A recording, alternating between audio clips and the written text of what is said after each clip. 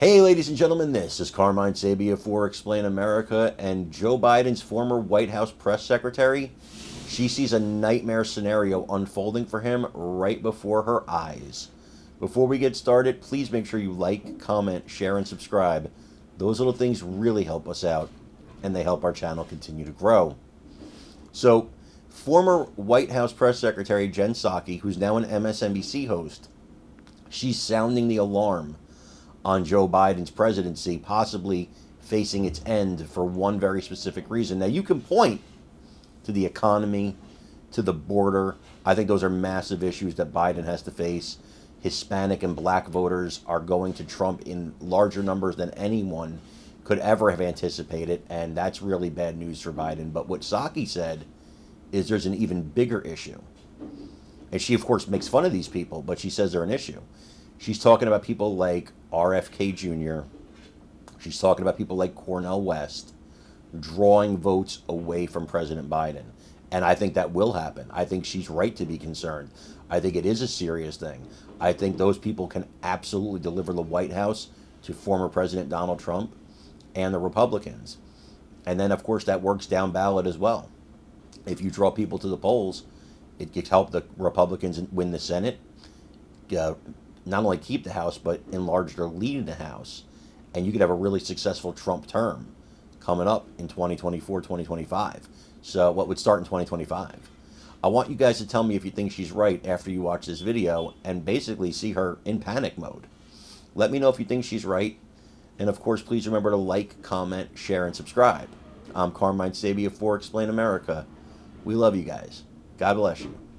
Take care, everybody. And that, Jen Psaki, is probably the play for Democrats and for the Biden campaign. I mean, I thought the, family picture with the Kennedys was pretty funny and powerful.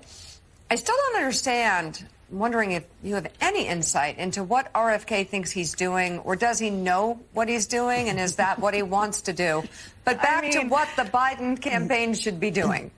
Well, I don't want to be in RFK Jr.'s brain where he doesn't believe in science and all sorts of other things. Right. But I will say, Mika, I was nodding along as Tom was just talking. I think this is the biggest challenge. There is unquestionably, Trump has a broad support in his base, as we've just been discussing, and we've seen that play out in the primary. That's the only piece, though, we know at this point. He has problems among independents and problems with an expanded electorate. But these third-party candidates are a huge, huge, huge problem, and there's a number of them. If you look at RFK Jr., it's the name recognition issue, as Tom was just talking about. And there are still states in this country, obviously, I mean, Georgia is one of them, I will name, where the Kennedy name is beloved, right? Where people may just not where they may just not know a lot about the fact that he is an anti-vaxxer who's a conspiracy theorist. They don't know that yet. So this is something, there is an aggressive effort that the campaign has been working with the Democratic National Committee on to run on this, but it needs to be broad. People need to be shouting it from the rooftops,